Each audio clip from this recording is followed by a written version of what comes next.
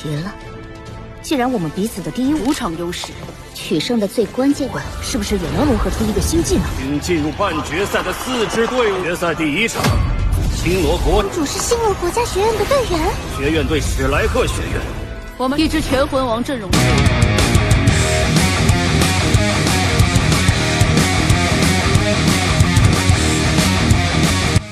Halo guys, jumpa kembali bersama saya di channel IP Movie. Di video kali ini kita akan melanjutkan alur cerita Solen 2 episode ke-42. Animasi dalam video ini hanya sebuah ilustrasi, sementara alur ceritanya Mimin rangkum dari versi novel. Buat teman-teman yang belum nonton spoiler di bagian sebelumnya, kalian bisa nonton terlebih dahulu.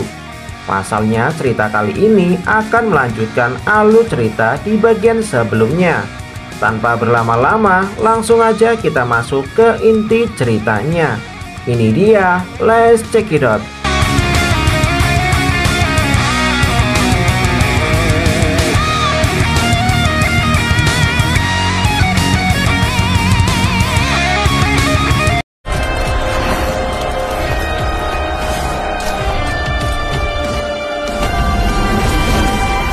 Selain Akademi Kekaisaran Ryu memiliki 3 orang berbakat, tim inti mereka juga beranggotakan Raja Jiwa. Namun hanya 2 di antara mereka yang berada di peringkat 55, sementara sisanya berada di peringkat 50. Kekuatan utama mereka adalah menggunakan alat pemandu jiwa.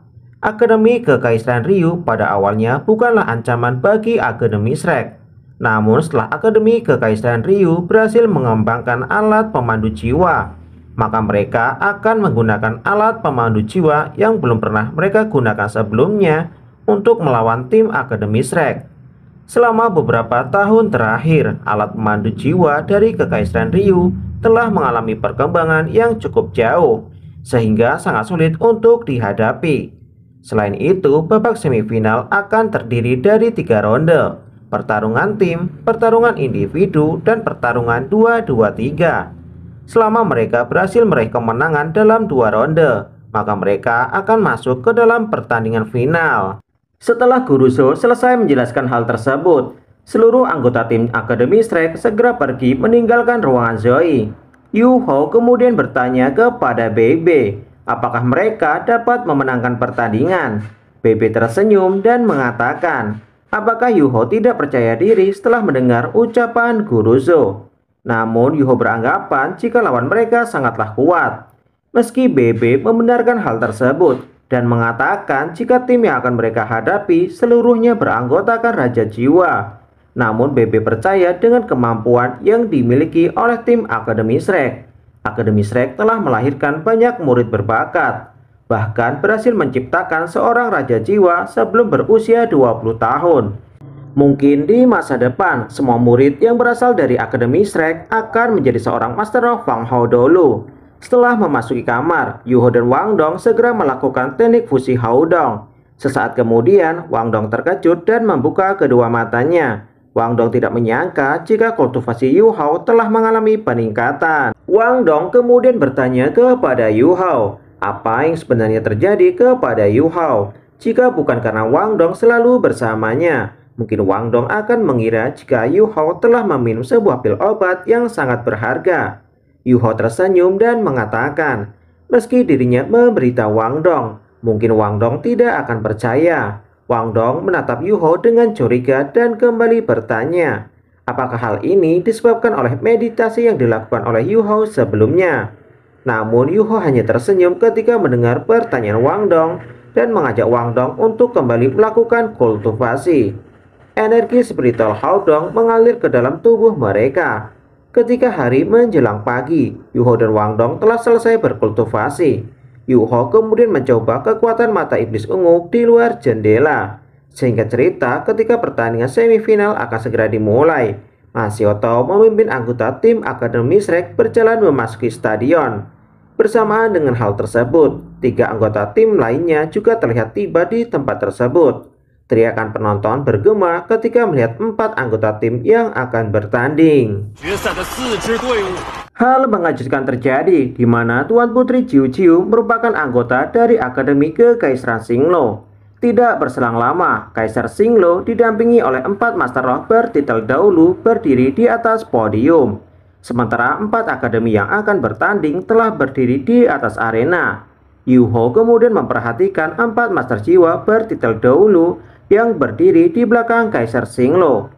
Namun tidak menemukan Master Roh Cenggang yang mengancam keselamatan jiwa Yu Hou dan Wang Dong sebelumnya. Kaisar Xinglo kemudian memberikan sambutan sebelum pertandingan dimulai. Bisa menjadi tuan rumah dalam pertandingan elit antar akademi yang diadakan 5 tahun sekali merupakan kehormatan bagi kerajaan Xinglo. Dalam pertandingan kali ini, Kaisar Xinglo berharap kepada semua murid akademi yang akan bertanding dapat menunjukkan keterampilan yang mereka miliki. Dikarenakan pertandingan semifinal akan segera dimulai, Kaisar Xinglo meminta kepada 4 akademi yang akan bertanding untuk tampil sebaik mungkin.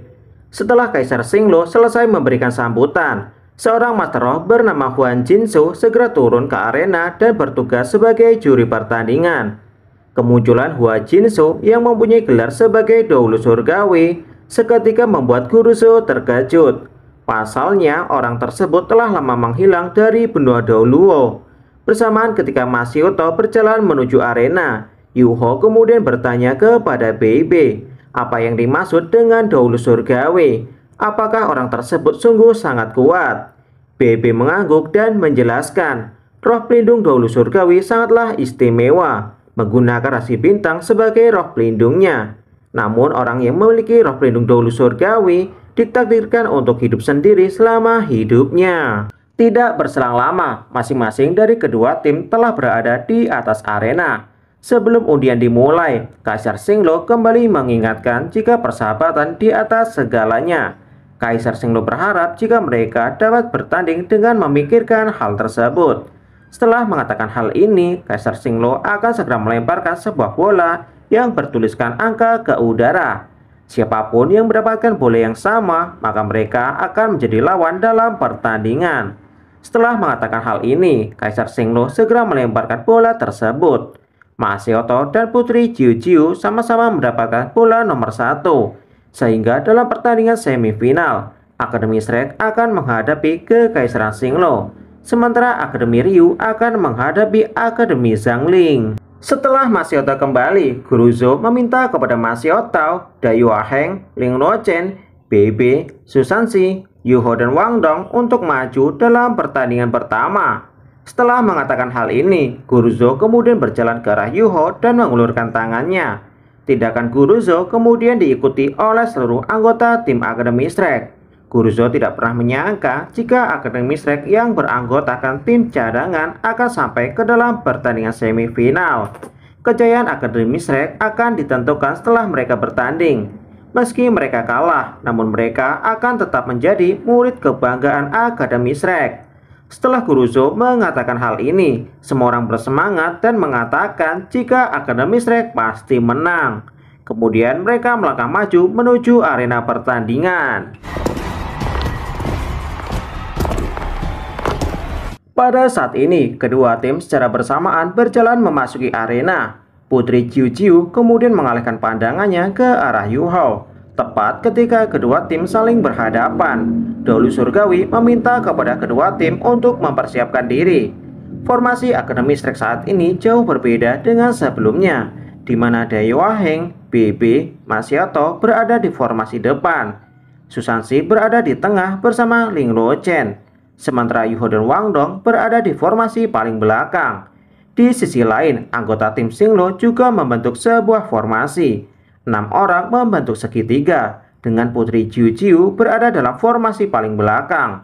Tepat ketika kedua tim saling berhadapan, juri mengatakan jika pertandingan telah resmi dimulai. Mendengar hal ini, masing-masing dari kedua tim segera melepaskan roh pelindung mereka. Yu Hou kemudian melepaskan kemampuan area berbagi deteksi untuk memberikan dukungan kepada seluruh rekannya, serta mengarahkannya ke arah Putri Jiu Jiu.